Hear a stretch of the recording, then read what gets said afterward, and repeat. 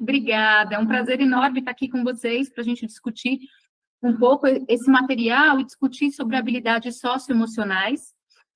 Eu me organizei para a gente dar uma introdução, para a gente discutir um pouco essas questões socioemocionais e depois responder perguntas de vocês, que eu acho que é o ponto principal aí, a gente tirar as dúvidas de vocês com relação a como estimular essas habilidades numa idade tão precoce, que seria do 0 aos 3 anos.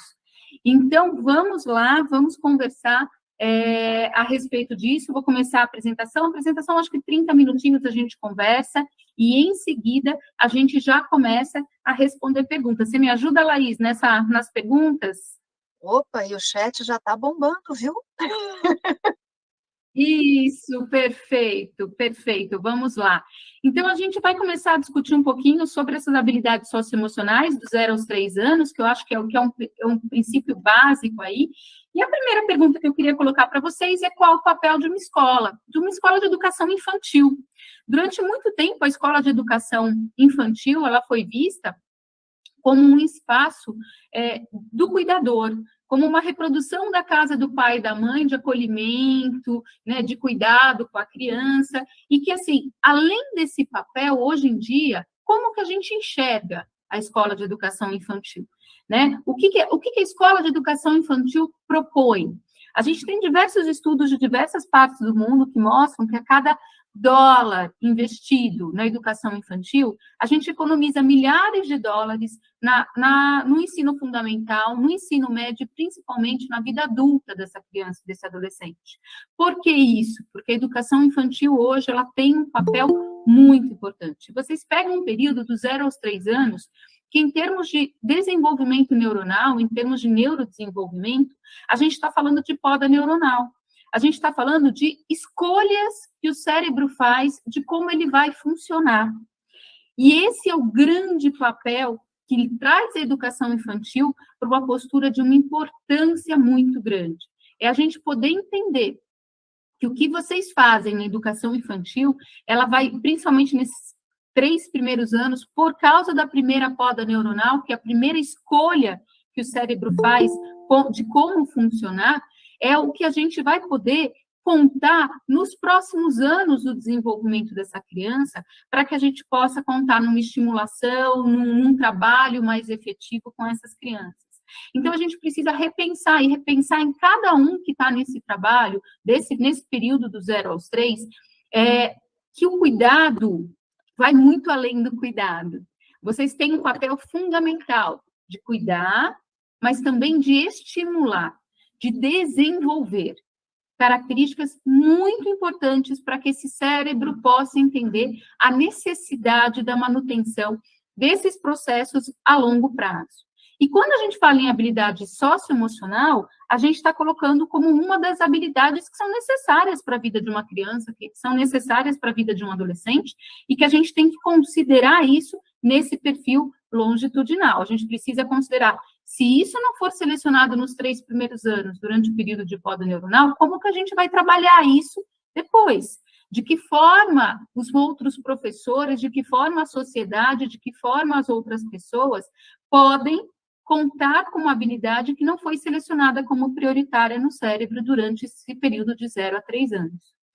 E a segunda pergunta que eu coloco para vocês é quando a escola ensina. Por quê? Porque eu vou trazer para vocês uma visão de funcionamento cerebral. E nessa visão de funcionamento cerebral, o que me importa é o que está acontecendo com o cérebro da criança. E nessa postura, quando que vocês sabem que vocês ensinam? Será que é quando vocês estão na frente da criança e vocês fornecem um estímulo? O ato de fornecer um estímulo envolve um ensino?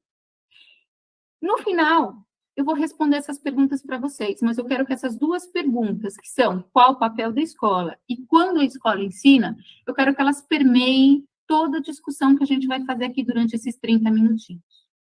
Primeira coisa, por que a escola deve conhecer o cérebro e o seu funcionamento? Porque qualquer comportamento, ele se tornou resultado. Então, vamos lá, vamos entender o que quer dizer isso. Há 30, 40 anos atrás, antes dos estudos de neurociência, a gente só conhecia o que se passava no cérebro pelo comportamento. Então, a gente tem aí os testes neuropsicológicos, a gente tem aí diversas linhas teóricas, como, por exemplo, Piaget, Vygotsky, Winnicott, Vallon, né? Freud, Jung, Melanie Klein, todos esses teóricos, eles olhavam o comportamento das pessoas, o comportamento emocional ou o comportamento cognitivo. E eles tentaram atribuir, eles tentaram construir como o cérebro se organiza olhando o comportamento dessas crianças. Então, vou dar um exemplo para vocês de Piaget. Piaget começou as pesquisas dele com o ser humano, ele era um biólogo, trabalhava com moluscos, mas ele começou a trabalhar com o ser humano, com o nascimento dos filhos dele, em que ele começou a observar as etapas de desenvolvimento se repetindo. E aí ele começou a fazer perguntas para essas crianças dele e depois para o hospital onde ele trabalhava, e a partir das respostas dessas crianças, ele pôde entender como o cérebro, e elaborou uma teoria de como o cérebro, com relação às questões cognitivas, ele se desenvolvia e ele maturava. Então, olha que interessante, até a década de 90, tudo que a gente conhecia do cérebro era olhando o comportamento das pessoas. Na década de 90, a gente começou a poder, com o avanço da tecnologia e os exames de neuroimagem funcional, a gente pôde começar a falar do funcionamento do cérebro e entender que, a partir do que a gente via, a gente pôde começar a ver o cérebro, enquanto esse cérebro escrevia, enquanto ele falava, enquanto ele cantava, enquanto ele aprendia alguma coisa, enquanto ele processava informações. E isso trouxe uma mudança de perspectiva gigantesca, tanto para a saúde quanto para a educação. Por quê? Porque agora o comportamento se tornou resultado. Quando eu vejo uma criança gritando, a gente sabe que antes dela gritar, o cérebro teve uma ativação, ou várias ativações. O cérebro teve um processo que acontecia, e o comportamento se tornou o resultado, a resposta que o ser humano apresenta frente a uma ativação neuronal. Hoje, 2023, a gente é capaz de ver algumas ativações cerebrais em diversas camadas e falar, esse sujeito vai ler, esse sujeito vai gritar, esse sujeito vai falar. Ou seja, a partir da ativação cerebral, eu posso prever o comportamento que o sujeito vai ter. Comportamento se tornou resultado. E eu quero que a gente entenda esse comportamento se tornou resultado como a escola lidando com comportamentos. Não só no comportamento de estudante, mas no comportamento da aprendizagem. Como eu me comporto frente à aprendizagem? Como eu me coloco numa situação de aprendizagem, como eu me comporto frente a uma situação de estudo, de aquisição de conhecimento, como eu me comporto na relação interpessoal, como eu me comporto na relação com o outro, como eu me comporto com relação a questões emocionais. Isso tudo, o que a escola vê, é resultado. É resultado de processos cerebrais. E é resultado de processos cerebrais que desencadearam aquele comportamento. Esse é o ponto central. A nossa sociedade, durante 2000 anos, se organizou olhando comportamentos. Então, por exemplo, vamos lembrar dos pais da gente. Quando a gente entrava em casa e batia uma porta, o pai da gente olhava, a mãe da gente olhava e falava, não pode. Na minha casa não pode bater uma porta. Quando a gente fala para a criança que não pode, a gente está considerando que eu estou regulando o comportamento dela. Para as neurociências, o comportamento só pode ser regulado se eu regular o que se passa no cérebro daquela criança. Porque quando eu falo para a criança não pode, eu posso regular o comportamento dela. Mas tudo o que se passa no cérebro continua acontecendo. E o fato de que tudo o que se passa no cérebro continua acontecendo vai fazer com que aquele comportamento surja em outras ocasiões, em outros ambientes, sem nenhum tipo de regulação. Se não tiver você para falar, aqui também não pode, Não pode em casa e não pode na escola? Não pode em casa, não pode na escola e não pode na casa do amiguinho? Não pode em casa, não pode na escola, não pode na casa do amiguinho, não pode na casa da mãe? Se não tiver você para regular o comportamento dessa pessoa em diversos ambientes, como que desencadeia o comportamento, que é o processo cerebral, vai continuar existindo sem nenhum tipo de regulação? Eu vou depender sempre de alguém do ambiente que regule esse comportamento, essa apresentação do comportamento, porque ele vai continuar existindo. Então, o que a sociedade faz? Não pode. Continuou fazendo, eu dou um castigo. Continuou fazendo, esse castigo aumenta. Esse castigo aumentou a um ponto de que eu não consigo mais lidar, a gente põe para a justiça. A justiça prende. Prendeu, depois de um tempo ele é solto. E esse comportamento continua aparecendo. Por quê? Porque a gente não aprendeu a regular o que dá origem ao comportamento. Esse é um dado importante. A nossa sociedade, durante 2000 anos, se construiu olhando e regulando o comportamento, dizendo o que a gente pode ou o que a gente não pode fazer. Mas a grande verdade é que o que regula o que a gente pode ou o que a gente não pode fazer, nada mais é do que o nosso cérebro. Não pode passar do limite de velocidade de 50 km por hora. Se eu souber que não tem radar, se eu estiver atrasada, eu passo. Não pode beber e dirigir. Se não tiver uma blitz, se não tiver uma punição, quantas pessoas, é só um copinho, bebem e dirigem? Porque o que regula um comportamento é o meu próprio cérebro. É a minha estrutura cerebral. Estudar.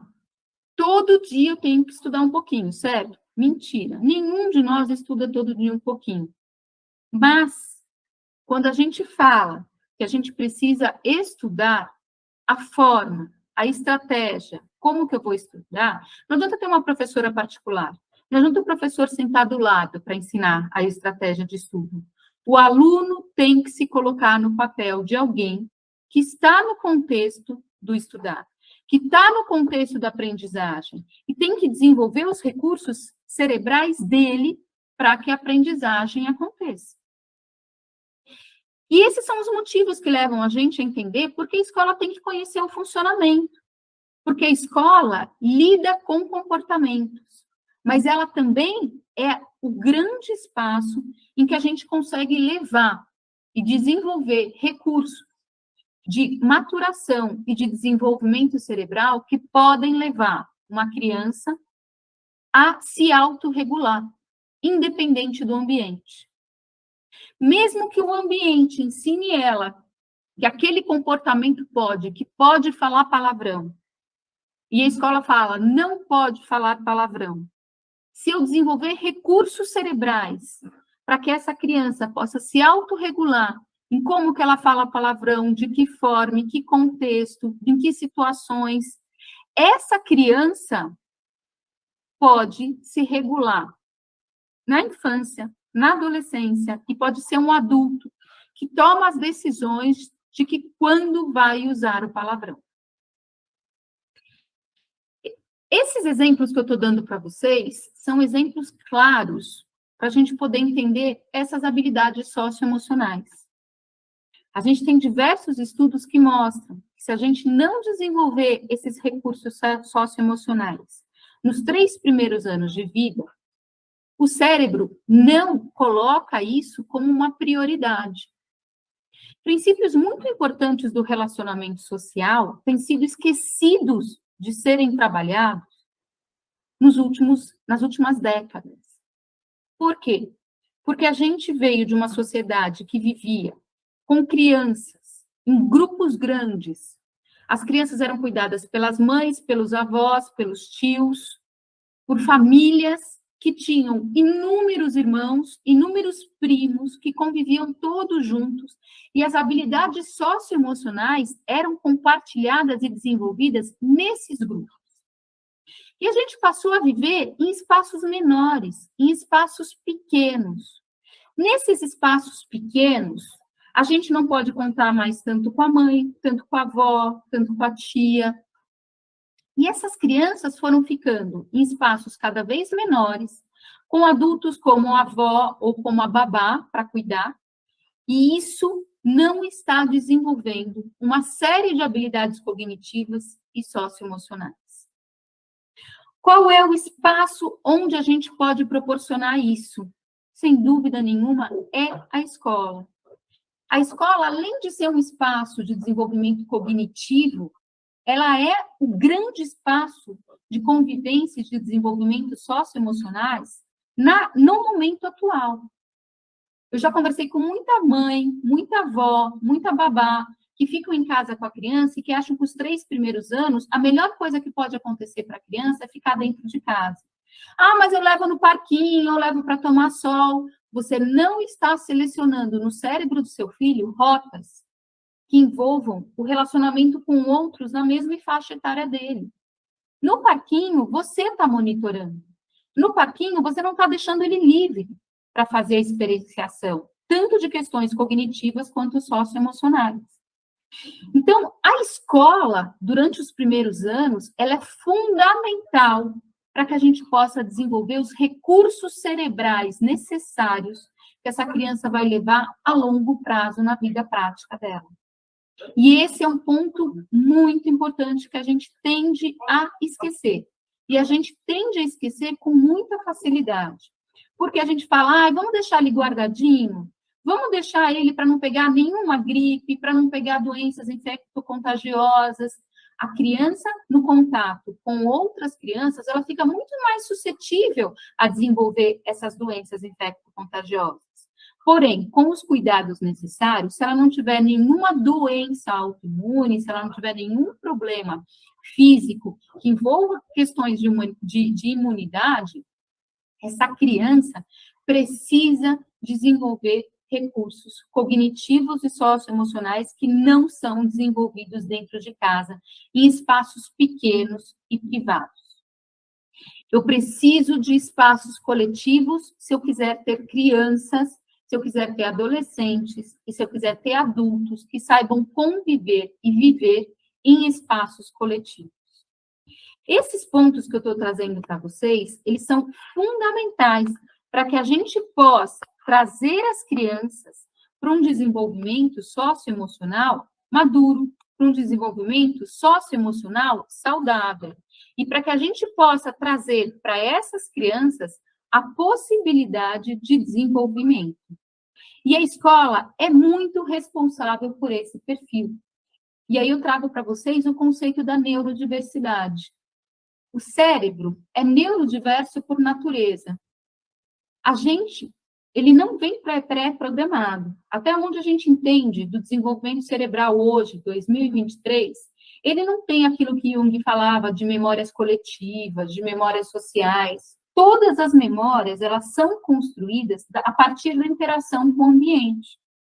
Os valores sociais, os valores morais, essas memórias, a gente passa para a criança.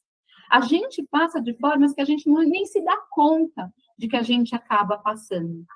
Mas essa neurodiversidade vem de cérebros que recebem informações sensoriais diferentes e dão significados muito distintos a essas informações sensoriais, que interrelacionam, que interligam essas informações sensoriais de formas muito distintas. E que isso gera diferentes pensamentos, diferentes linguagens, e que vai resultar em diferentes comportamentos.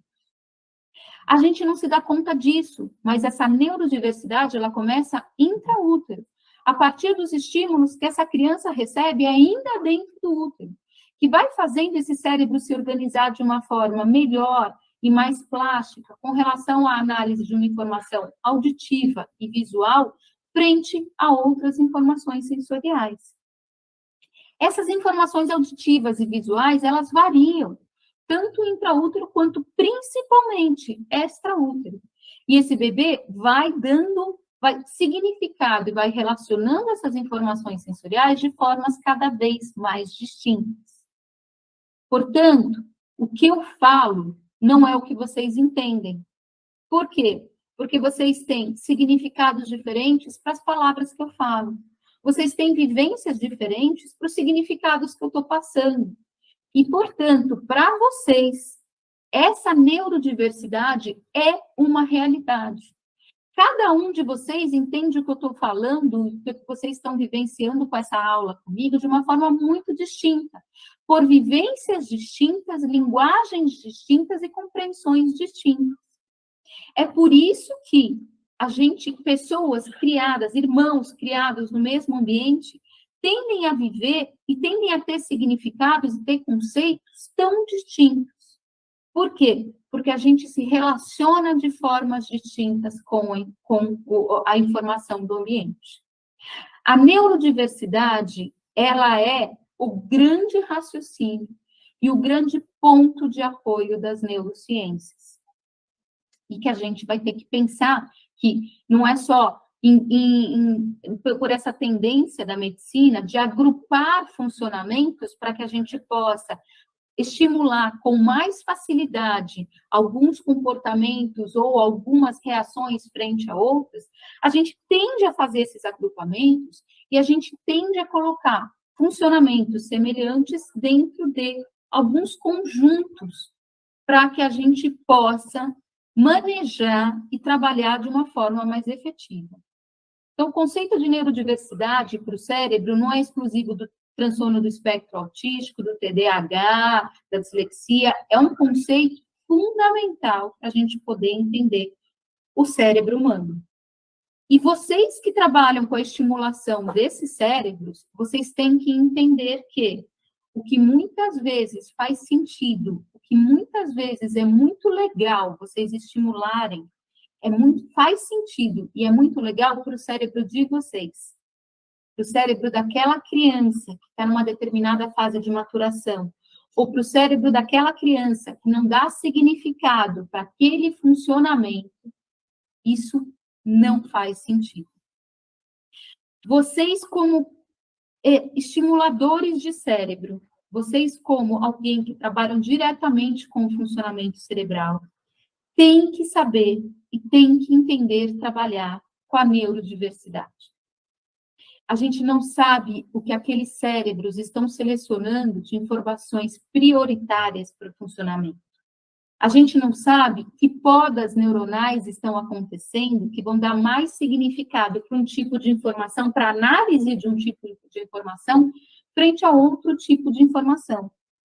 E, portanto, o papel de vocês é oferecer recursos neurodiversos. Quais recursos? A gente precisa entender que etapa do crescimento e do desenvolvimento cerebral a gente está falando. Quando vocês pegam essas crianças, no primeiro ano de vida, a grande linguagem dessas crianças são os canais sensoriais.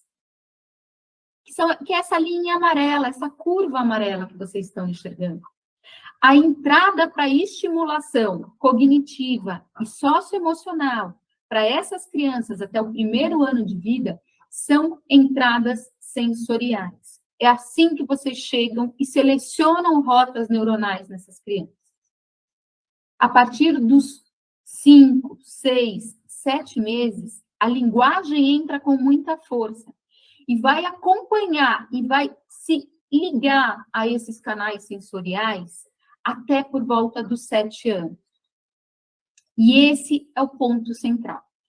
Os dois grandes pilares para o desenvolvimento cerebral das crianças que vocês vão trabalhar as habilidades socioemocionais são canais sensoriais, são entradas sensoriais diversas e o uso da linguagem. Que linguagem? Aquela apropriada para cada faixa etária. Mas, Thelma, o bebê de 5 meses, o bebê de 4 meses, o bebê de 6 meses não tem linguagem. Tem, sim. Eu não estou falando da fala. A fala é uma forma de linguagem muito restrita e muito pequena.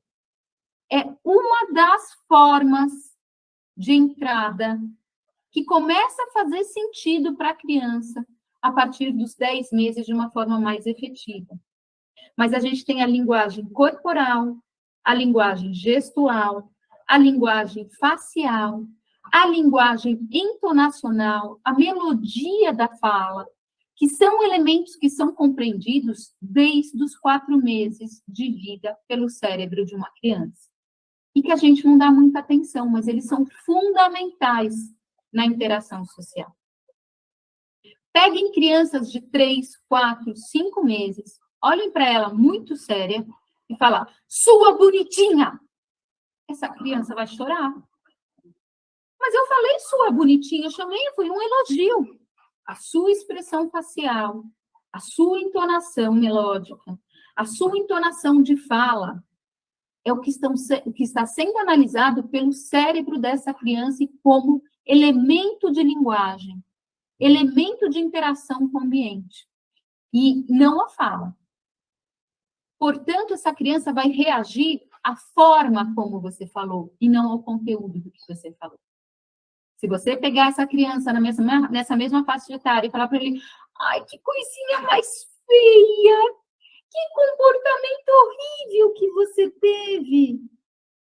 Essa criança vai sorrir, porque ela está analisando a forma que você falou, não o conteúdo.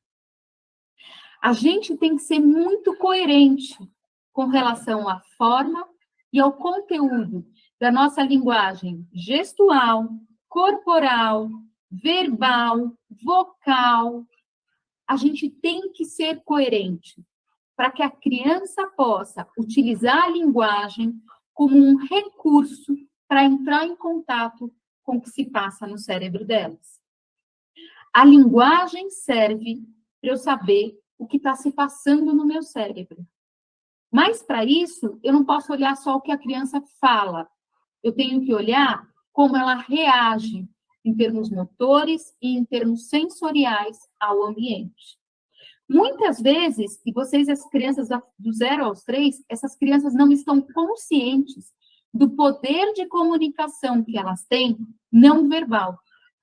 A gente fica esperando que ela fale, mas essas crianças estão se comunicando conosco, sim, através desses outros recursos. E a gente precisa sair da nossa linguagem verbal, da nossa linguagem da fala, para poder enxergar o que esses cérebros estão dizendo para a gente. E como que eu posso desenvolver esses recursos, principalmente o que a gente vai discutir hoje, que são os recursos socioemocionais, nesse desenvolvimento cerebral.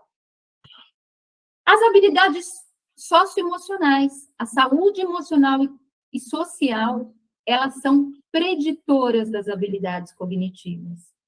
Então, os problemas sociais, os problemas emocionais, eles impedem a aprendizagem. O que a gente tem que ter muito claro é que o nosso cérebro não é louco para aprender.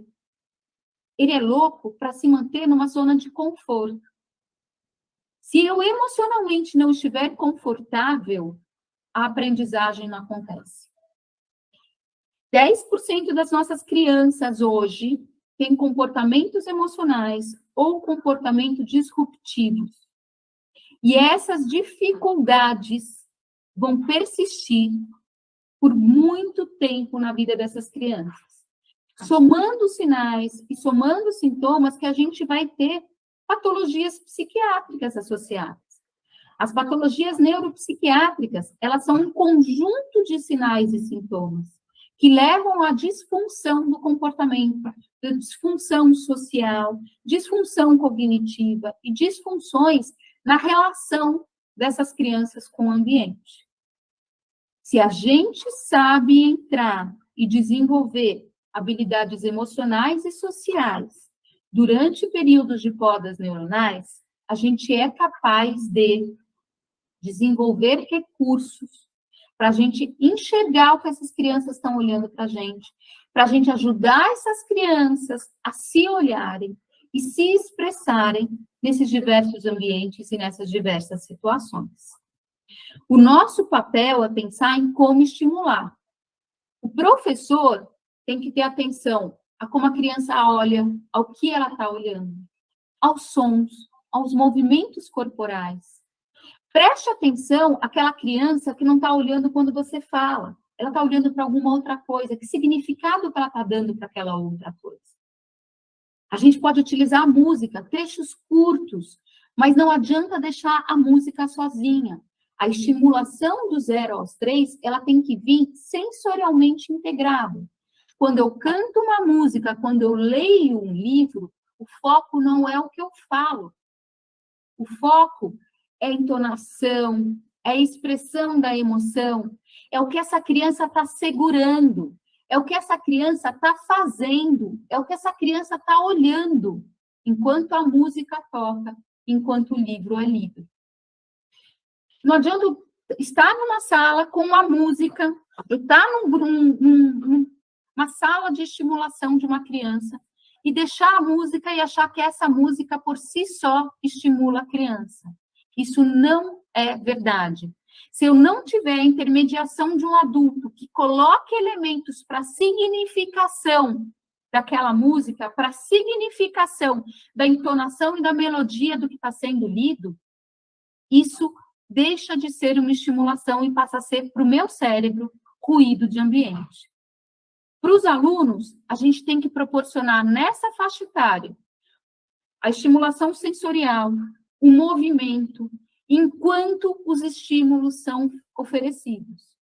Imagens, processos para essa criança poder olhar e se apoiar para significar a informação que está entrando de forma auditiva, seja através da leitura ou seja através da música. E pistas sensoriais que levem a criança a saber ao que ela tem que olhar, o que ela tem que procurar, o que ela pode prever e esperar daquilo que está sendo apresentado por ela. E aí que vem a minha grande pergunta. O que você, como educador de crianças aos 0 aos 3 anos, prepara para o não consciente? O não consciente é aquilo que eu não consigo trazer para a linguagem, para a fala verbal.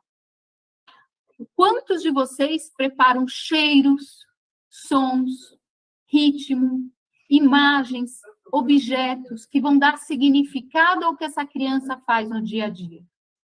Mais do que isso, essas imagens e esses objetos não precisam ser completos, como essa última imagem do camelo que vocês estão trazendo. Eu posso trazer partes dessa imagem. Eu posso trazer elementos que essa criança vai ter que puxar no cérebro dela a representação dessas imagens. Isso a gente chama de efeito Prime. Parem de trazer coisas prontas para essas crianças de 0 a 3. Imagens prontas. Ajudem essa criança a construir a representação mental delas, do que vocês falam. A representação mental delas, do que elas ouvem. Permitam que, a partir de pequenos traços, uma imagem possa ser construída. Esse é o grande trabalho que a gente pode fazer para crianças do 0 aos 3, considerando o funcionamento cerebral delas e permitindo a construção de processos criativos e socioemocionais. A minha relação tem que vir com elementos conscientes, em que eu falo verbalmente sobre aquilo, e elementos não conscientes, em que eu permito que a criança construa a representação mental para aquilo que eu quero que ela traga, para aquilo que eu quero que ela construa mentalmente para a informação e para o conteúdo que eu vou trabalhar. E aí que vem mais uma pergunta para vocês. Quem pode trabalhar habilidades socioemocionais? Não é o psicólogo que é formado nisso.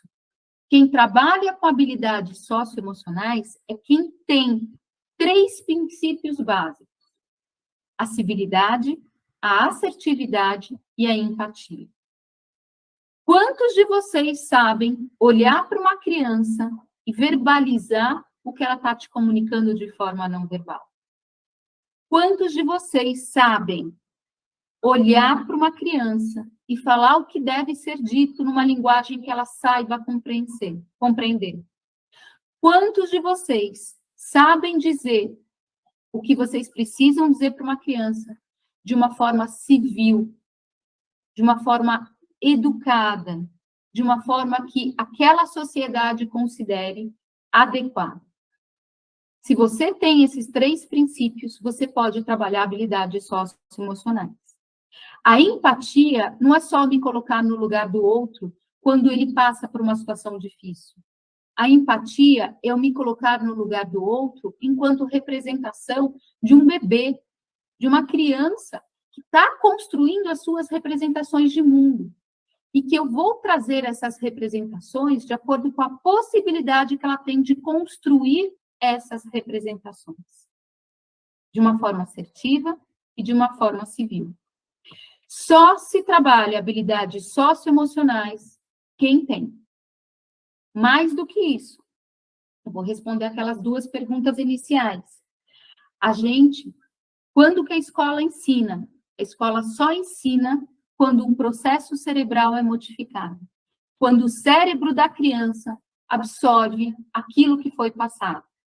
Se eu estou numa sala de aula e eu tenho um educador, eu tenho um professor na frente de uma criança, transmitindo um conhecimento, isso não é um processo de ensino.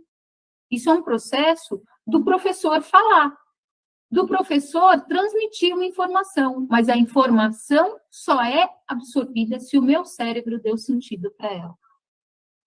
Portanto, o papel da escola é olhar para cada criança e saber quais as necessidades que ela precisa para que conexões cerebrais sejam transformadas e sejam trabalhadas, tanto num contexto socioemocional, quanto num contexto cognitivo. Para a neurociência, o ensino só acontece depois que o aluno aprende.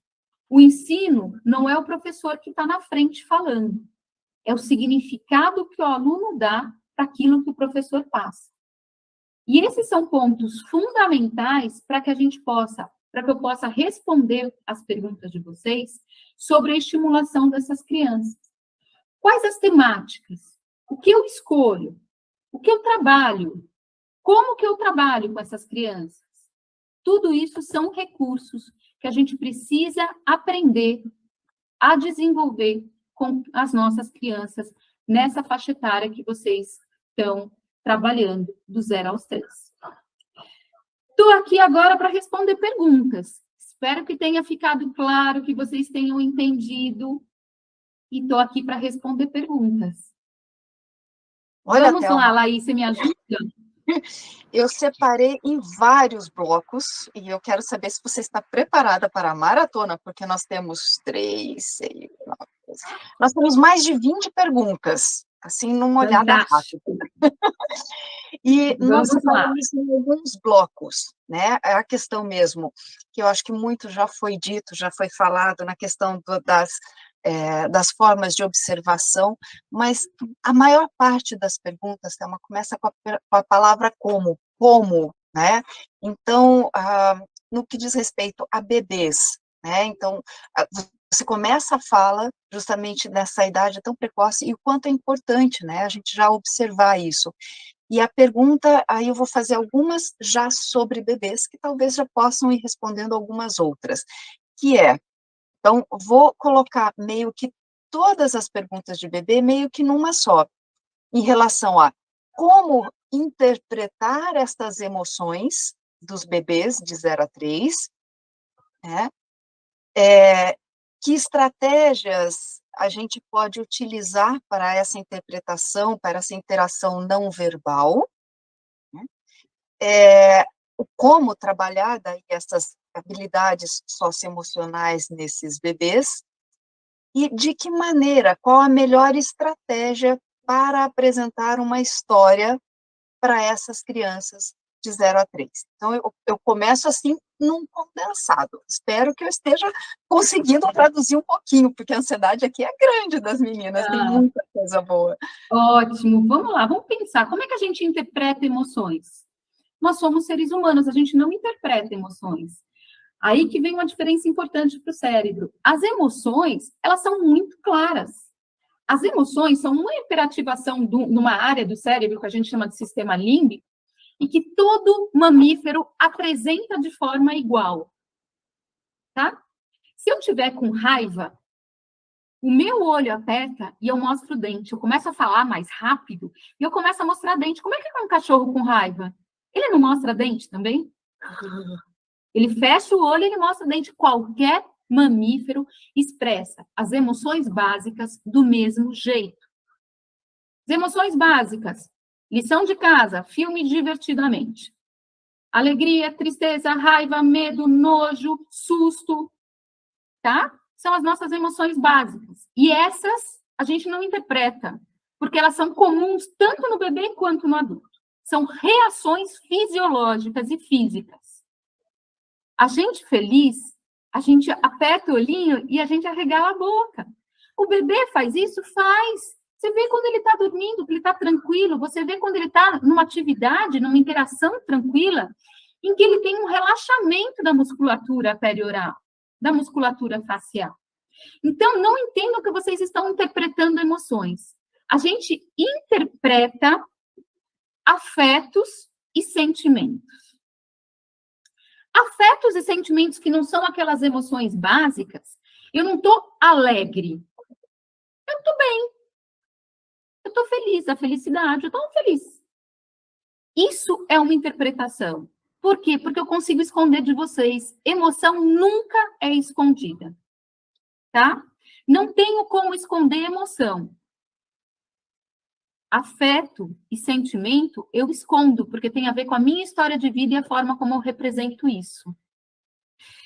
Então, no bebê, a gente não vai falar de afeto e sentimento, porque a história de vida deles ainda está muito no início, e a gente ainda não tem a estrutura de memória que dá origem a esses afetos e sentimentos. Mas as emoções, vocês nunca mais vão falar que vocês vão interpretar, vocês vão nomear. Tá? Então, vocês nomeiam emoções. A partir de 1 ano, a gente consegue, a partir da história de vida da criança, reconstruir. Eu estou vendo por essa boquinha que você está feliz.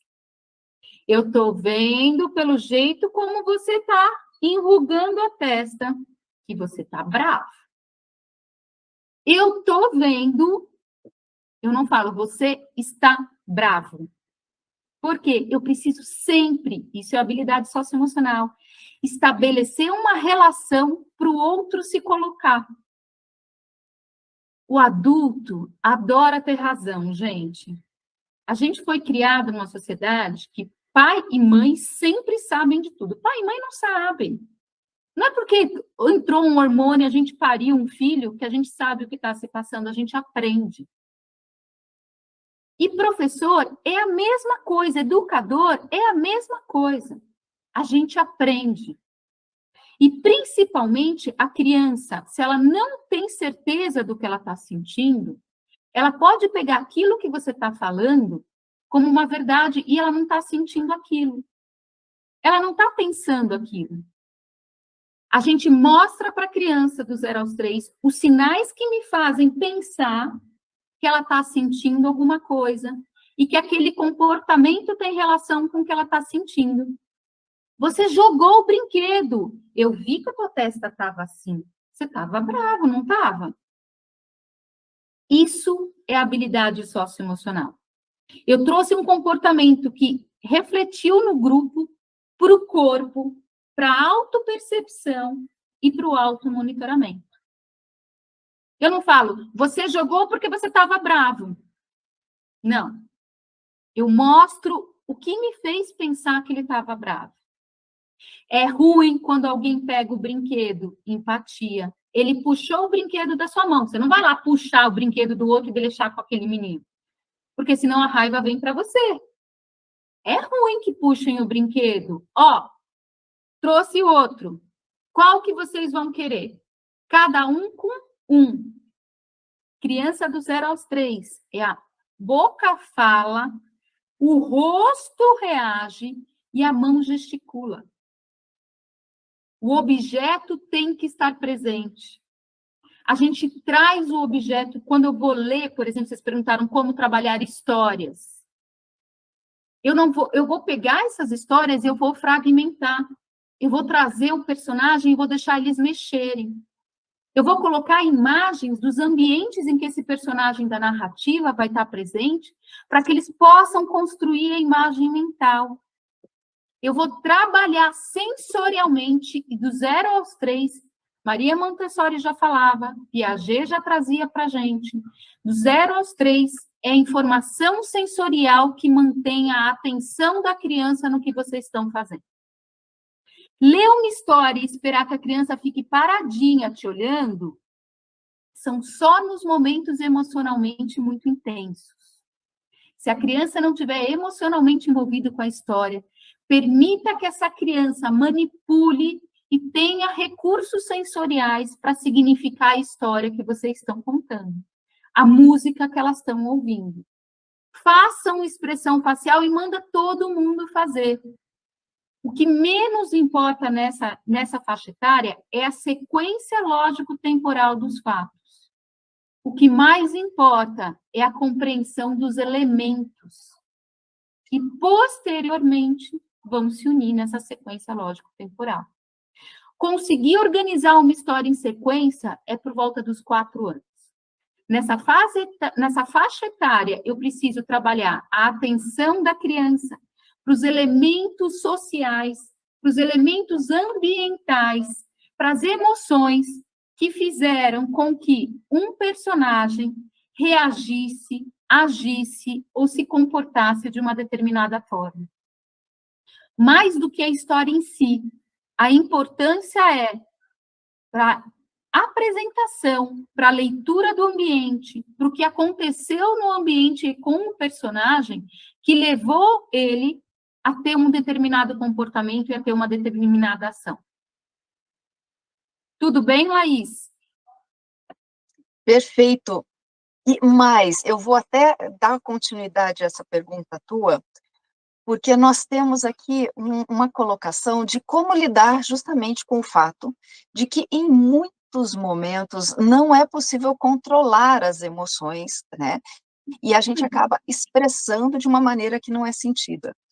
E aí, como fazer, de repente, para entender isso? Que perguntas, de repente, eu posso estar com 2 ou 3 anos, por que que você está chorando? Ou o que te fez estar chorando? Como lidar, né? E como realmente estabelecer aí, nesse momento, não só para a questão do controlar as emoções, mas de que maneira expressá-las e como a gente pode conseguir trazer isso para o verbal, né? Para a Isso é muito oralidade. legal. Isso começa a partir dos 2, 3 anos mesmo, né? Em que a gente vê a criança com uma expressão emocional, e essa expressão emocional da criança, toda vez que a emoção está lá em cima, no cérebro, a cognição está lá embaixo. Então, vamos pensar na gente quando a gente está no meio de uma briga ou quando a gente está com muita raiva. Se alguém vier conversar com você, você enche a pessoa de porrada. Ou verbal ou física, depende do nível em que você tiver de funcionamento naquele momento. Com a criança não é diferente. Se ela está emocionalmente muito intensa, você não vai chegar do lado dela, por quê? Me conta, o que aconteceu? Eu não consigo te ajudar se você não me falar. Não é assim. Você vai ter um processo empático com ela, de abraçar, de entrar num físico. Por quê? Eu preciso que a emoção desça para que eu possa conversar com ela. A gente nunca pega uma pessoa emocionalmente instável e começa a falar. Isso é para a educação infantil, para o fundamental e para o ensino médio. Ele não te ouve. Quando vocês estão emocionalmente instáveis, vocês também não ouvem o ambiente. E isso é muito importante que vocês saibam. Se isso acontece com o cérebro de adulto, que teoricamente deveria lidar melhor com essas informações, com a criança isso é regra. E o controle do comportamento dela pode vir para o adulto. Ah, mas ela fez uma coisa muito feia, ela bateu no coleguinha. Uma professora, uma educadora vai abraçar quem bateu e o outro vai abraçar quem apanhou. Não, mas ele bateu, ele precisa de castigo. O castigo vem depois da compreensão da ação. Eu preciso mudar o cérebro, não o comportamento. O comportamento vai ser modificado a partir do momento que o cérebro se modificar. Abraça e fala, você ficou com muita raiva. E eu entendo essa sua raiva, eu também, quando tenho raiva, eu faço coisas assim. baixou a emoção, você percebeu que ele está menos assustado, menos reativo, você pergunta o que aconteceu para você bater no teu colega? Empatia. Você mostrou que você entende aquela reação com aquela emoção. E ele vai falar, ele vai te falar minimamente o que aconteceu, ou mesmo que você tenha visto. Você não vai falar o que aconteceu, ele tem que te contar. Eu vi, foi isso mesmo. Só que, quando você bate no amigo, o seu problema não é resolvido. E o amigo ficou triste. Vamos resolver isso de outro jeito? E você ajuda ele a resolver o problema, e esse é o ponto que exige muita cognição. Quando eu bato num amigo, porque ele não quer fazer o que eu quero, ou porque ele puxou o meu brinquedo, ou porque ele virou as costas quando eu estava falando, o fato de eu bater, o fato de eu xingar, o fato de eu empurrar, não faz eu receber o brinquedo de volta, não faz eu continuar a brincadeira, não faz eu continuar na estrutura que eu estava.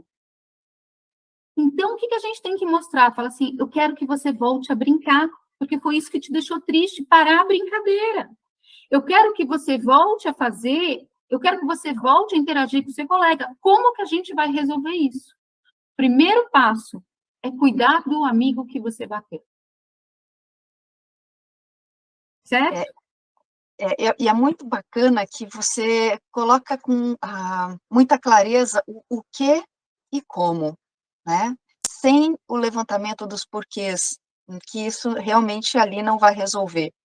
E isso nos traz, inclusive, até algumas outras expectativas em relação a gente saber sobre justamente como lidar com essas emoções que afloram durante uma contação de história, né? Porque a criança ela está numa fase que ela realmente vive a história, né? Ela vive aquelas emoções, né? E caso surja aí alguma situação alguma emoção individual que o aluno possa ter, de que maneira lidar com isso sem que o aluno seja exposto, né? E, claro, tudo isso, você colocou um pouquinho sobre o quanto isso embasa aquilo que a gente vai ser no futuro, que a gente vai trabalhar, mas eu já quero trazer agora, até também, né, foi colocada essa pergunta, né, de como trabalhar esse suporte emocional do profissional da educação, porque se a criança vai aflorar uma emoção, se tem ali uma situação especial também, como é que é esse suporte do profissional da educação? Principalmente nessa faixa e na baita responsabilidade que é, né? Esse é o ponto mais legal. Quando a gente tem que explorar emoções, o papel da trabalhar habilidades socioemocionais é eu aflorar emoções para que elas sejam reconhecidas. Se essa emoção vier muito intensa, o seu papel é abaixar. Então, você vai lá, abraça, ou manda uma pessoa dar um abraço na outra, uma criança abraçar a outra.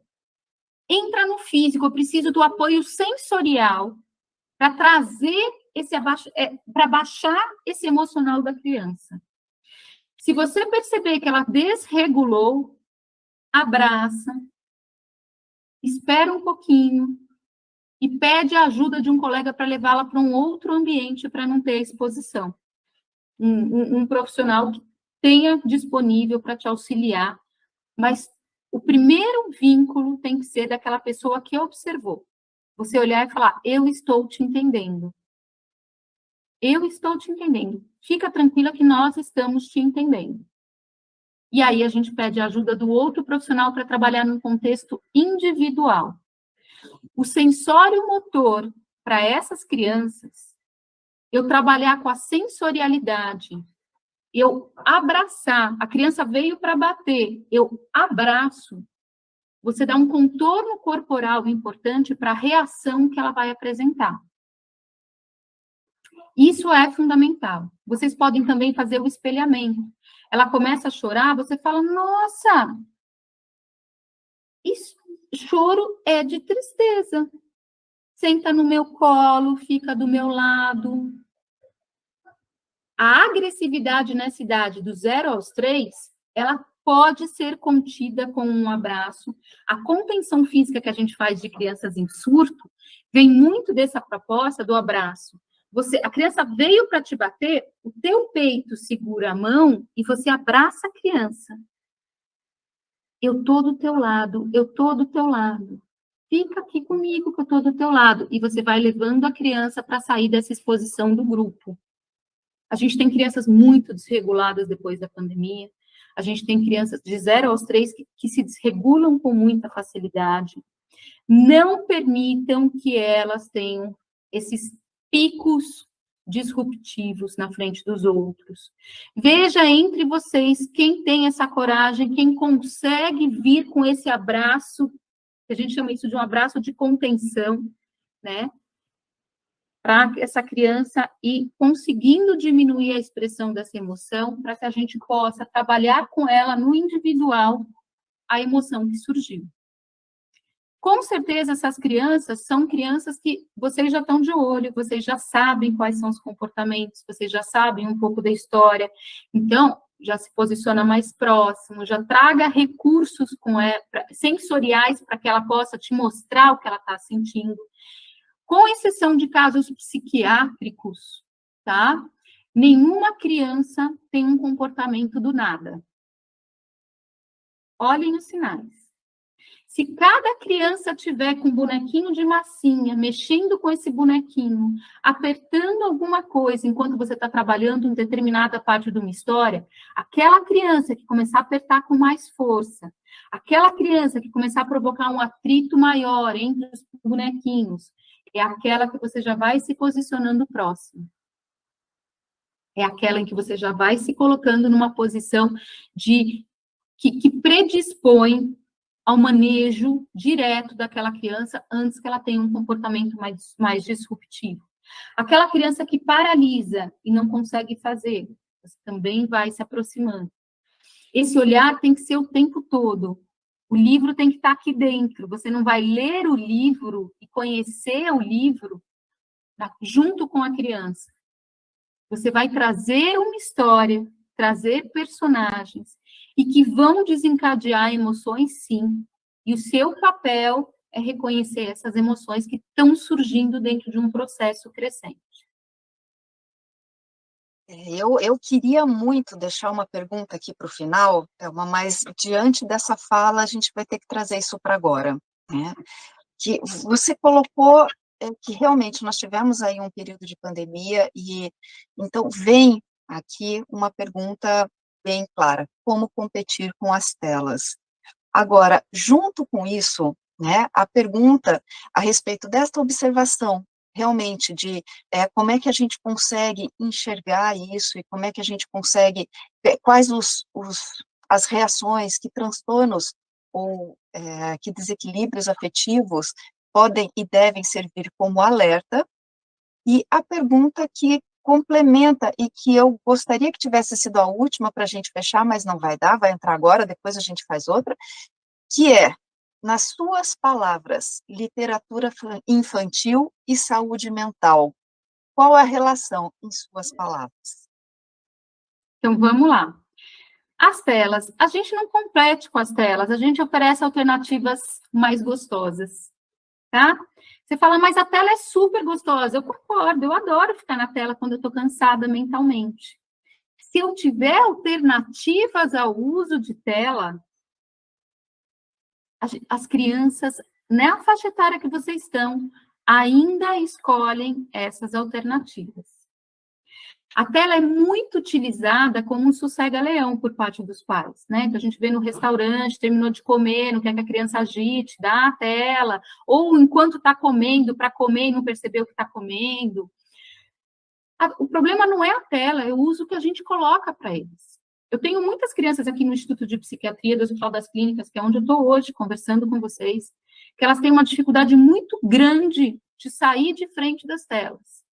Em 100% dos casos, o que a gente pergunta para os pais é se ele não estiver na frente da tela, o que ele vai estar fazendo? E os pais não sabem me responder. A gente usa a tela e usa de uma forma muito intensa, com exceção de quadros muito patológicos, quando a gente não tem opção. tragam essa opção. Tragam o prazer de manipular, de mexer, de sensorialmente alimentar o meu cérebro, porque as telas não são uma alimentação sensorial enriquecedora. Elas podem entrar, e elas devem entrar, sim, como um recurso muito restrito na educação. Não acho que não tenha que ter, mas elas têm que vir num momento em que a criança já tem repertório mental, repertório sensorial suficiente para dar significado ao que ela vê na tela. Se ela vê na tela uma discussão, que ela tenha repertório mental do que é uma discussão, aí não tem problema absolutamente nenhum utilizar. As crianças, elas podem utilizar esses recursos de uma forma muito aprimorada, desde que os recursos tecnológicos de uma forma muito aprimorada, desde que elas já tenham reconstruído mentalmente o mundo externo. Vocês estão pegando uma fase em que essa reconstrução do mundo externo ainda pode ser modificada, ainda pode ser trabalhada, desde que vocês tragam uma riqueza sensorial. A interação entre as crianças, a gente antigamente falava que as crianças se tornam sociais a partir dos 3 anos, não é uma verdade. As crianças são sociais desde o nascimento. Vocês podem reparar quanto bebês gostam de olhar para outras crianças muito mais do que para adultos. O quanto bebês gostam de olhar para outros animais, o que é pequeno, muito mais do que para o adulto. A socialização faz parte da gente, a gente que está tirando ela de cena. A gente que está tirando ela do relacionamento humano. E a gente tem que resgatar isso. Quando vocês falam de transtornos, né? A gente tem uma série de transtornos, e esses transtornos, eles tendem a ser agrupados e classificados pela medicina muito em função da dinâmica social, muito em função da dinâmica do ambiente. Uma criança que tem uma tendência mais obsessiva, ela pode ter um comportamento obsessivo para a tela, ou ela pode ter um comportamento obsessivo para qualquer outra coisa. Mas a nossa sociedade está estimulando esse comportamento para a tela. Por quê? Porque a tela é prazerosa. Como trabalhar, por exemplo, com uma criança autista? O autista precisa de repertórios sensoriais. O autista precisa de falas curtas e diretas. O canal auditivo do autista é horrível. O processamento da informação por via auditiva é muito ruim. Vocês vão precisar preparar recursos visuais e táteis e proprioceptivos para essas crianças autistas, quando vocês forem ler uma história, quando vocês forem falar com os outros, quando vocês forem ouvir uma música. Toda vez que vocês querem que elas prestem atenção em alguma informação que vocês vão passar de forma predominantemente auditiva, vocês vão ter que entrar com recurso visual. Vocês vão ter que entrar com a mão. Vocês vão ter que entrar com um recurso sensorial. Por quê? Porque a gente precisa conhecer cada uma dessas patologias, que nada mais são do que agrupamentos de funcionamento neurológico, para que a gente possa entender qual é a melhor forma de estimular cada uma dessas crianças. O TDAH. Vocês não vão esperar, mesmo que um TDAH medicado fique sentado ouvindo vocês lerem uma história. O TDAH pode se vestir do personagem, pode fazer a representação facial do personagem para o grupo, pode ouvir uma história enquanto se movimenta, pode ajudar a virar a página e pode levar o livro para os outros. A gente precisa saber quais as características de cada patologia que mostram para a gente o agrupamento neuronal dessas crianças, para que a gente possa desenvolver os recursos necessários para a estimulação dessa criança. A relação entre literatura e saúde mental. Na verdade, a gente tem uma relação que a literatura adora trabalhar com os elementos de saúde mental, e a literatura entra como um recurso que a gente já usa há muito tempo. A Sabe quando a gente quer perguntar para uma pessoa como que ela lidaria com uma situação que a gente viveu? A coisa mais comum que a gente vê aqui na psiquiatria são as pessoas falando assim: eu tenho uma vizinha que tem um filho com tais características. Quando vem a vizinha com filho, a gente já sabe que ou é alguém muito próximo da pessoa, ou ela está vivenciando aquilo, e ela está trazendo aquilo no modelo da vizinha. A literatura faz isso pela gente. Ela traz a possibilidade da criança vivenciar e trazer a própria vivência, utilizando o nome e o personagem de uma outra pessoa, utilizando o outro. Com isso, eu consigo sair de mim, olhar o comportamento do outro, olhar o comportamento de um ambiente, ver a reação que aquela pessoa teve e poder julgar. Só que eu não estou me julgando, eu estou julgando o personagem. Eu não estou sofrendo a consequência, eu estou entendendo a consequência daquela ação pelo personagem. É uma possibilidade que eu tenho de me resguardar e entender o meu mundo interno e o mundo externo. A literatura, a grande riqueza da literatura é a gente trazer a vida, a vivência externa e a vivência interna sem a gente se expor. Certo, Laís? Mais do que certo. E eu estou aqui assim encantada, porque você já respondeu algumas das perguntas em relação a como trabalhar essas habilidades socioemocionais, a contação de história em relação às crianças com necessidades especiais, né, com transtornos, enfim. Mas teve um ponto na sua fala que também me puxa o gancho para as demais perguntas em relação à família. Porque quando a gente fala num transtorno e a tua fala traz a questão do ambiente, então nós temos também aí, nós temos 7 perguntas em relação a isso, sobre esse contato das famílias com as emoções das crianças, como envolver a família nesse processo, inclusive até em crianças que as famílias têm uma dificuldade, uma recusa no tratamento emocional dessa criança, como ajudar a família a tentar se envolver e compreender, ou de que maneira abordar a família, né? Como que você ajuda a gente nesse posicionamento em relação às famílias, já que é um ponto nevrálgico, importante e significativo no desenvolvimento dessa criança? Gente, a família é o grande problema. Por quê? Porque eles tomam as decisões pelas nossas crianças. Nem sempre são as decisões que a gente tomaria e nem sempre são as decisões que a gente concorda que são as mais acertadas. Mas eles têm esse poder legal, né, de tomar algumas decisões. A gente tem que saber qual é o nosso papel e quais são as nossas limitações. Nisso a neurociência ajuda muito a gente.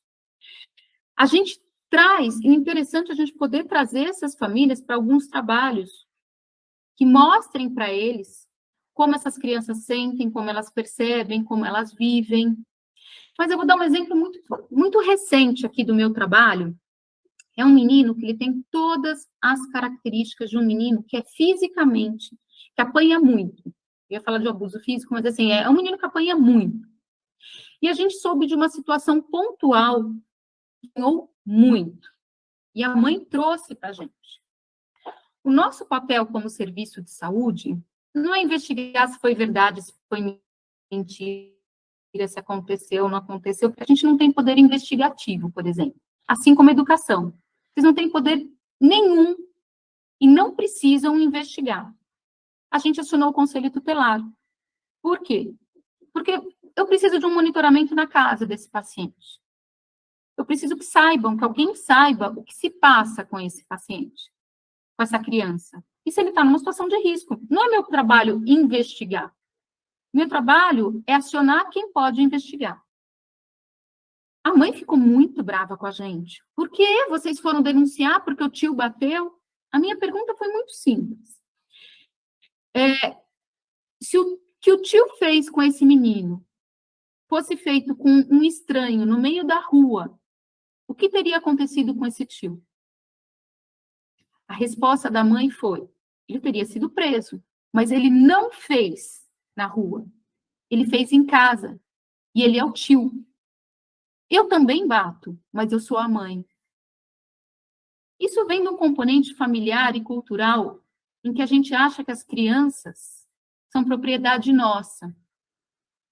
Que por eu ser mãe, por eu ser pai, por eu ser tio, por eu ser avó, eu posso fazer algumas coisas. Isso não é necessariamente verdade. E o nosso papel não é modificar a cabeça dessas famílias e desses pais. Vocês vão lidar com muitos pais e muitas mães que não sabem reconhecer emoções neles, que não sabem perceber que eles estão com raiva. E por que eles estão com raiva? E eles vão descontar a raiva na criança. Que não conseguem perceber e regular o próprio comportamento e as próprias habilidades socioemocionais. A grande questão que a neurociência entra aí é que muitas vezes a gente não pode modificar a família, a gente não pode modificar a estrutura em que a criança está inserida, mas eu posso dar modelos de comportamento diferentes para que esse cérebro tenha escolhas de como ele quer funcionar. A gente não vai funcionar como o pai e a mãe da gente se eu escolher funcionar de uma forma diferente e se eu tiver modelos de funcionamento diferentes. Isso é uma realidade para o cérebro. A gente só reproduz o modelo do pai e da mãe se eu só tiver aquele modelo. E vocês, na educação infantil, têm o papel de fornecer modelos mais saudáveis, para que essas crianças possam fazer escolhas. A gente tenta, a gente chama os pais, a gente tenta eles entenderem, a gente tenta mostrar para eles que eles não sabem reconhecer emoção, que o comportamento ruim que muitas vezes eles têm com a criança vem porque eles não souberam se enxergar a emoção deles. A gente pode fazer esse trabalho dentro de processos de orientação familiar, processos de trabalho com a família, mas vocês sabem quantas vezes que a gente convoca a família para uma aula, para uma discussão, para uma vivência, e das 100 que vocês convidam, vem 10. O que vocês podem fazer? Qual é a dinâmica de vocês? É o que a gente tem que trabalhar pensando que o papel da escola é fornecer a mudança no cérebro. É a possibilidade dessa criança agir diferente, mesmo naquele ambiente. Tudo bem, Luiz? E aí, então, a gente já vem para o fechamento, que eu acho que é mega importante. Você trouxe novamente para a escola, e muitas destas perguntas que a gente finaliza agora são relacionadas ao agir da escola. Como, por exemplo, diante das regras, se o excesso de não pode ter algum dano comportamental de futuro.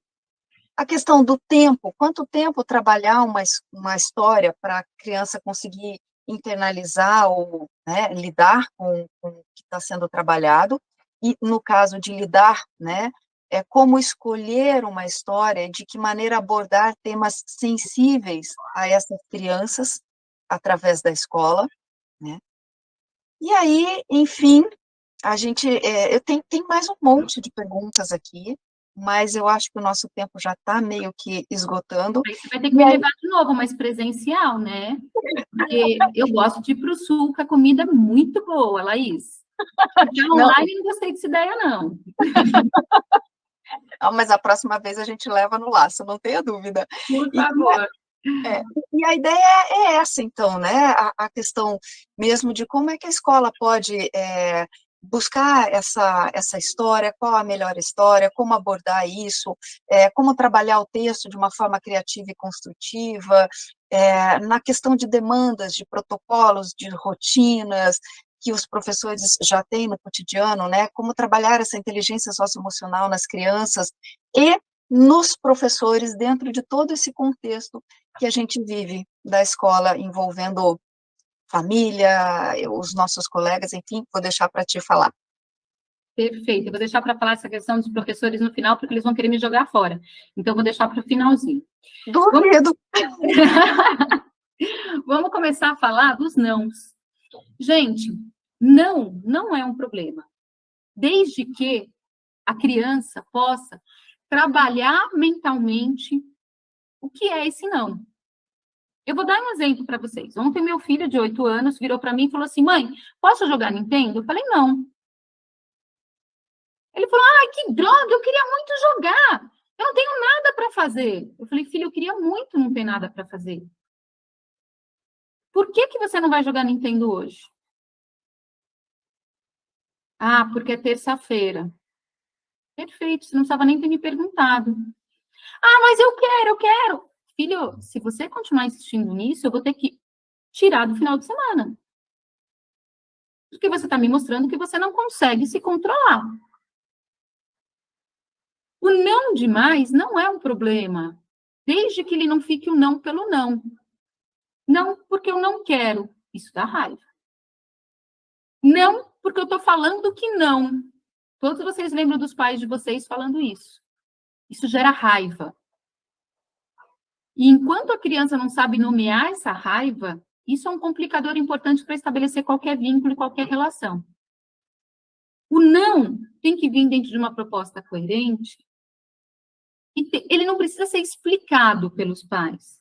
Mas muitos dos nãos que a gente fala para a criança, ela já sabe por que é não.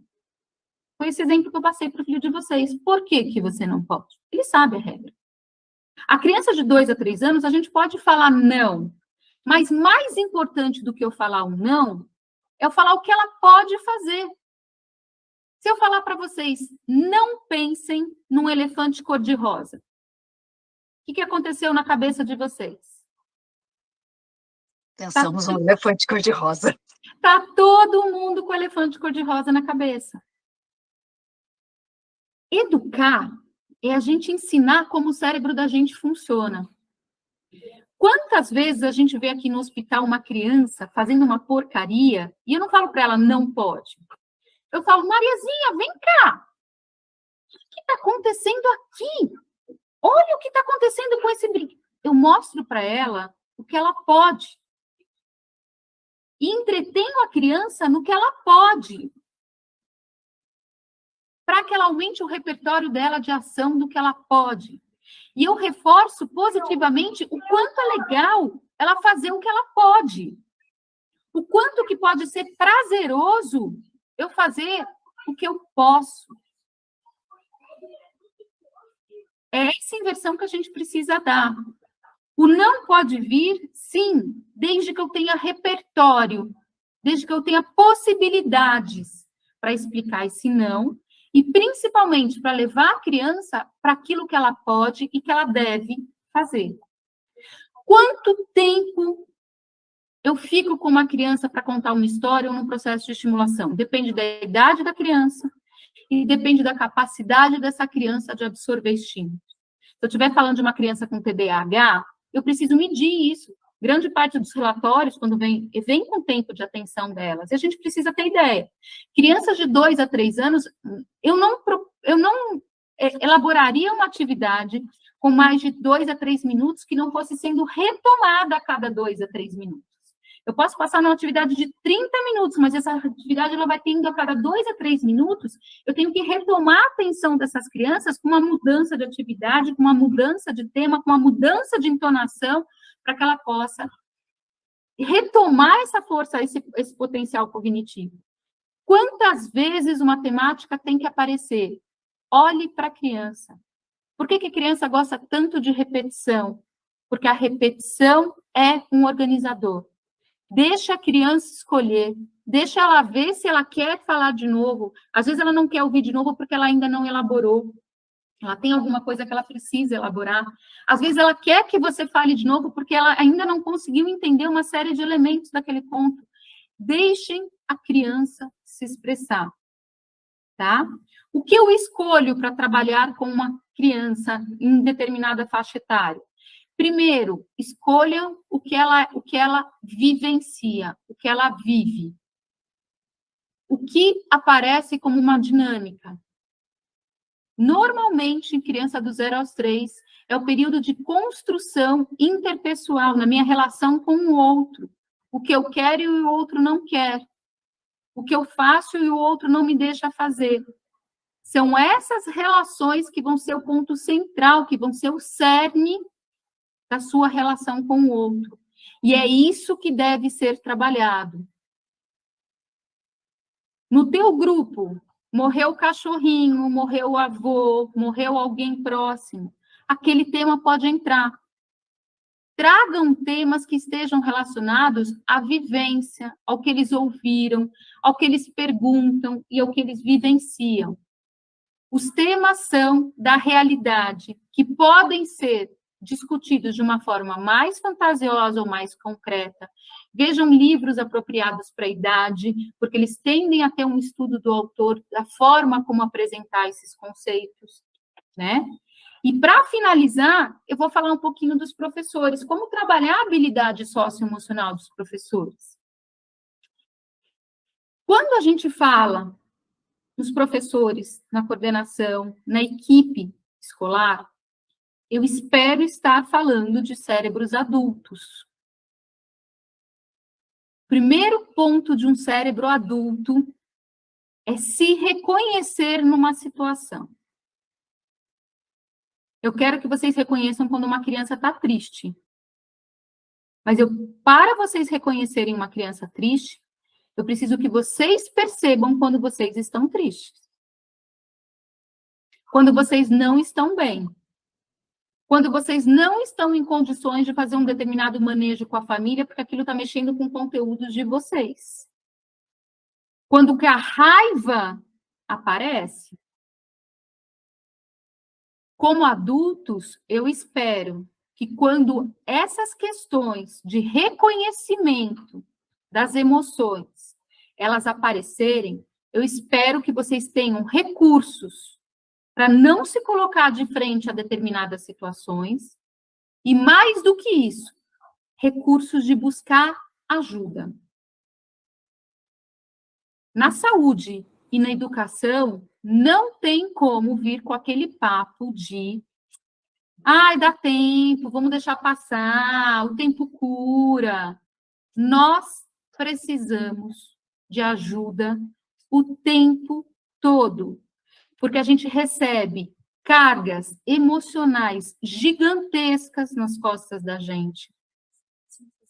E que o ambiente familiar, social nosso, não dá conta.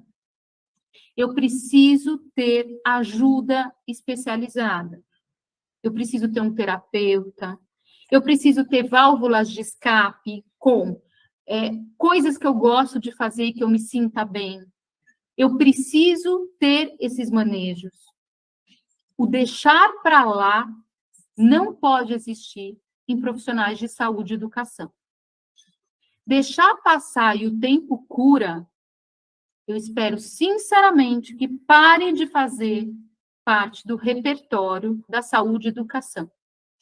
Professor que se coloca em situação de coitadinho precisa de ajuda. Profissional da saúde que se coloca na posição de coitadinho precisa de ajuda e não pode estar no manejo direto com quem ele tem que ajudar. Tanto nós da saúde quanto da educação, a gente ganha pouco. A gente tem um desgaste emocional gigante, uma carga horária enorme. Isso não pode ser empecilho para que a gente se desenvolva como ser humano, porque a gente tem que estar pronto para desenvolver seres humanos. Então, é sair da posição da criança e entrar no papel do adulto e saber falar, eu não estou bem e preciso de ajuda. O que a criança ainda não tem condição de fazer. Certo, Laís? Eu tenho certeza absoluta que você está sendo para nós de imensa ajuda. E que a gente não vai se desregular tão fácil não, viu, Thelma? E eu passo agora para a Vivian, para dar um tchauzinho, pelo avançado da nossa hora, mas eu não tenho a menor dúvida que, nossa, eu, pelo menos, fiquei com gostinho de quero mais. Tenho a impressão que o pessoal também. Vou dar um bom dia para a Thelma e um tchau. Thelma, maravilhoso este momento. as meninas aqui, o meu WhatsApp encheu, quando a gente falou, eu queria estar presencial, todas, a gente quer presencial, presencial. Então, assim, foi um momento muito bom. Pena que a gente acha que 1 hora vai ser muita coisa e não é, né? Muito proveitoso. Eu acredito que as meninas aqui também gostaram bastante, elas são bem quietinhas aqui comigo, mas, assim, foi um momento maravilhoso de aprendizado mesmo, né? Para a gente tirar algumas dúvidas, para a gente refletir sobre algumas ações do nosso cotidiano, pessoalmente também, como você fez a última fala, né? Às vezes a gente não está bem mesmo, muitos acontecimentos, né, na educação, e a gente às vezes vai precisar dessa ajuda sim, né? Hoje a gente conta com alguns psicólogos da escola, aos poucos a gente está ampliando esse processo de psicólogo, assistente social, e também estão dando um suporte hoje para nós professores, né? Tanto que a gente pediu, que a gente precisa desse movimento nas escolas, e a gente já vem alcançando. Aos poucos a gente já está construindo essa nova parceria dentro da escola, isso é muito importante. E hoje a gente agradece imensamente a parceria com a Editora Moderna, com você, Thelma. Elas receberam o teu material, vai ficar disponível para elas também, né? A gente tem um Google Sala de Aula que vai estar colocando essa gravação que a gente fez hoje desse momento, de toda a formação, que elas podem estar acessando também sempre que necessitar rever alguma coisa, relembrar, refletir sobre esse momento. A gente te agradece de coração. Laís também, Laís, à tarde a gente está novamente, né? Mas ela tem nos acompanhado, assim, desde a terça-feira que ela esteve aqui, nem foi embora, dormir em Joinville. E a gente tem conversado diariamente, assim, o suporte de vocês é maravilhoso, e a gente só tem a agradecer por este momento. Mas até uma vez a tiracolo. Por favor, contem comigo. E assim, gente, peçam ajuda. Peçam ajuda. Não tenham medo disso. É a única forma que a gente tem de ajudar. Tá bom? Obrigada. Beijo para vocês. Laís, até tarde. Até. Tchau, tchau. Tchau. Gratidão.